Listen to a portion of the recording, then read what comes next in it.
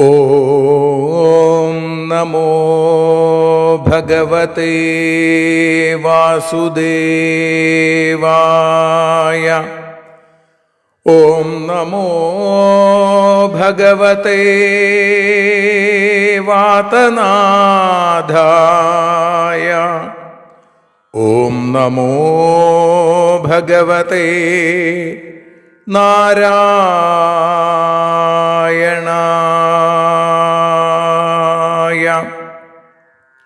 ഏവർക്കും നാരായണീയ മധുരം ആസ്വദിക്കാൻ ഒരിക്കൽ കൂടി സ്വാഗതം. മൂകം കരോതി വാചാലം പങ്കും ലംഘയതേ ഗിരിം യൽകൃപാതമഹം വന്ദേ പരമാനന്ദമാധവം. അഖിലാനപരാധാന്മേ ക്ഷമസ്വ കരുണാനിധേ പ്രസീദ മൽഗുരോ നാഥ ജനകായ നമോ നമഃ. അഖിലാനപരാധാന്മേ ക്ഷമസ്വ കരുണാംബുധേ പ്രസീദ മൽപ്രിയേ നാഥേ മാതൃരൂപേ നമോസ്തുതേ. സദാശിവസമാരംഭാം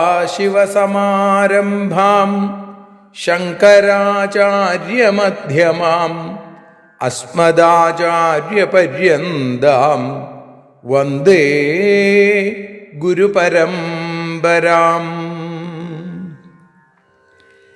നാരായണീയത്തെ പറഞ്ഞിടുമ്പോൾ നാരായണാഖ്യനെ നമിച്ചിടുന്നു.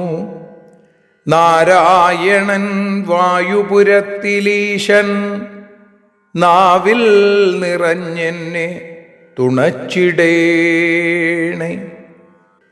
മോക്ഷക്കടൽ ഭാഗവതം പ്രസിദ്ധം മെല്ലെ കടഞ്ഞു നവനീതമഹോ ലഭിച്ചു.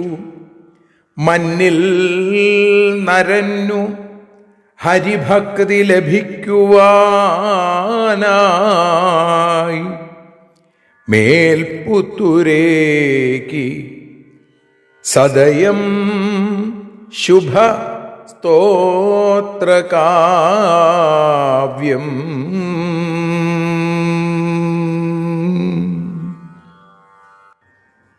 പട്ടേരിപ്പാട് കാരുണ്യസ്വരൂപനായ ഭഗവാന് സമർപ്പിച്ച നാരായണീയം എന്ന നറുനവനീതം, അതിനെയാണ് നാരായണീയ മധുരമായി നാം ആസ്വദിച്ചുകൊണ്ടിരിക്കുന്നത്.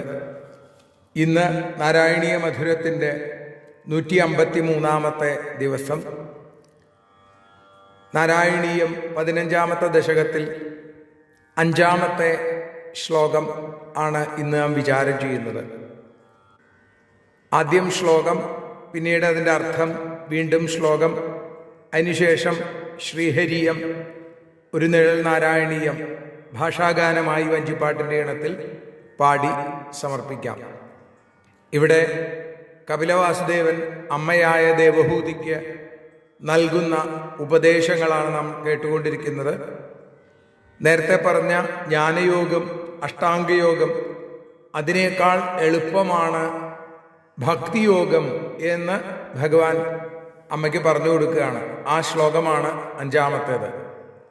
മമ ഗുണഗണലീലാകർണനൈ കീർത്തനാദ്യൈർമയി സുരസരിദോഘ പ്രഖ്യചിത്താനുവൃത്തി ഭവതി പരമഭക്തി സാ ഹി മൃത്യോർവിജേത്രീ കപിലതനുരിതി ത്വം ദേവഹൂത്യൈ ന്യഗാദി. 4-ാമത്തെ പാദം, 4-ാമത്തെ വരി ഒരേ വരികൾ തന്നെയാണ് നമ്മൾ കേട്ടുകൊണ്ടിരിക്കുന്നത്. കപിലതനുരിതിത്വം ദേവഹൂത്യൈ ന്യഗാദി. ഇതി കപിലതനുത്വം, ഇങ്ങനെ കപിലസ്വരൂപനായിരിക്കുന്ന അവിടുന്ന് ദേവഹൂത്യൈ ന്യഗാദി, ദേവഹൂതിയോട് പറഞ്ഞു. എന്താ പറഞ്ഞത്? മമ ഗുണഗണലീലാകർണനൈ കീർത്തനാദ്യീർ.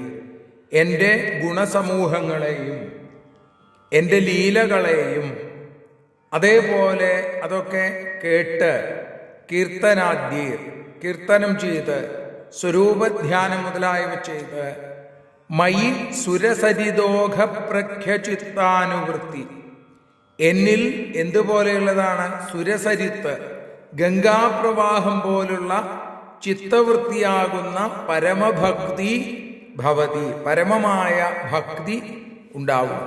ഈ ഭക്തിയുടെ പ്രത്യേകത എന്താ? ഈ ഉത്കൃഷ്ടമായ ഭക്തി സാഹി മൃത്യോ വിജേത്രി എന്നാണ്. അത് ആ ഭക്തി പരമമായ ഈ ഭക്തി മൃത്യോ വിജേത്രി മരണത്തെ ജയിക്കുന്നു. അതാണ് ഈ ഭക്തിയുടെ പ്രത്യേകത. ഭക്തന്മാർക്ക് മരണഭയം ഉണ്ടാവില്ല എന്ന് ചുരുക്കം. അപ്പൊ ഗംഗാപ്രവാഹം പോലെ ശക്തിയോടുകൂടിയുള്ള ചിത്തവൃത്തി അത് ഭഗവാനിലേക്ക് ആ ഇടവിടാതെ ഒഴുകിക്കൊണ്ടിരിക്കുന്നു, അനസ്യൂതം ഒഴുകിക്കൊണ്ടിരിക്കുന്നു.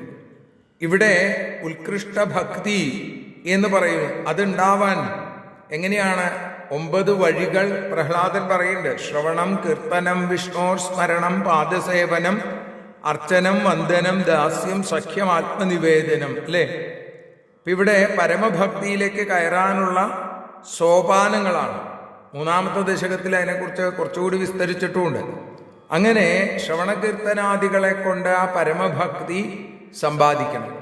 അങ്ങനെ വന്നാൽ ജനനമരണാദികളാകുന്ന പുനരപി ജനനം പുനരപി മരണം എന്നുള്ള അവസ്ഥ ഇല്ലാതെയാവും. അതുകൊണ്ടാണ് ജ്ഞാനയോഗത്തെക്കാളും അഷ്ടാംഗയോഗത്തെക്കാളും അല്ലെങ്കിൽ ധ്യാനയോഗത്തെക്കാളും ശ്രേഷ്ഠമാണ് ഭക്തി എന്ന് പറയുന്നത്, ഉത്കൃഷ്ടമാണ്. മൽഗുണശ്രുതി മാത്രേണ മയി സർവഗുഹാശേ മനോഗതിരവിഛിന്ന യഥാ ഗംഗാംഭസോംബുധൗ. ഭാഗവതം 3-ാമത്തെ സ്കന്ധത്തിൽ 29-ാമത്തെ അധ്യായത്തിൽ 11-ാമത്തെ ശ്ലോകമായിട്ട് അത് പറയുന്നുണ്ട്. സ ഏവ ഭക്തിയോഗാഖ്യ ആത്യന്തിക ഉദാഹൃത യേന ആദിവ്രജ്യ ത്രിഗുണം മദ്ഭാവായോപപദ്യത. ത്രിഗുണങ്ങൾ വിട്ട് ഭഗവാനിലേക്ക് എത്തും എന്നാണ്. അപ്പോ ഇവിടെ ആ ഭക്തി ഉണ്ടാവുകയാണ് പരമപ്രധാനം എന്ന് പറഞ്ഞ് അവിടെ നിർത്തുന്നു. ഒരിക്കൽ കൂടി നമുക്ക് ആ ശ്ലോകം ചൊല്ലാം, അതിനുശേഷം ഭാഷാഗാനം. മമ ഗുണഗണലീലാകർണനൈ കീർത്തനാദ്യൈർമയി സുരസരിദോഘ പ്രഖ്യചിത്താനുവൃത്തി ഭവതി പരമഭക്തി സാഹി മൃത്യോർവിജേത്രീ കപിലതനുരിതിത്വം ദേവഹൂത്യൈ ന്യഗാദി. ഇവിടെ 15-ാമത്തെ ദശകം 5-ാമത്തെ ശ്ലോകം.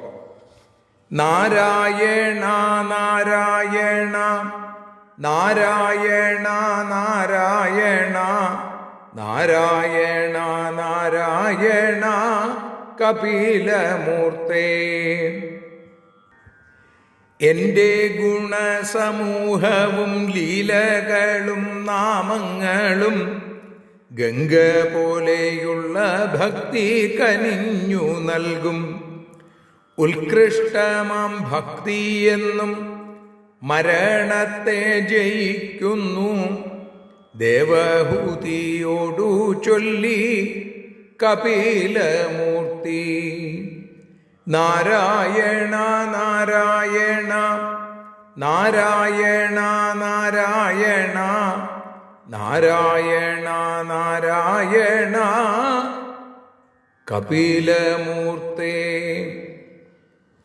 കായേന വാചാ മനസേന്ദ്രിയർവാ ബുദ്ധ്യാത്മനാ വാ പ്രകൃതേ സ്വഭാവാൽ കരോമി യദ്യൽ സകലം പരസ്മൈ നാരായണായേതി സമർപ്പയാമി. സർവം നാരായണായേതി സമർപ്പയാമി. സർവത്ര നാരായണ നാമ സങ്കീർത്തനം. നാരായണ നാരായണ നാരായണ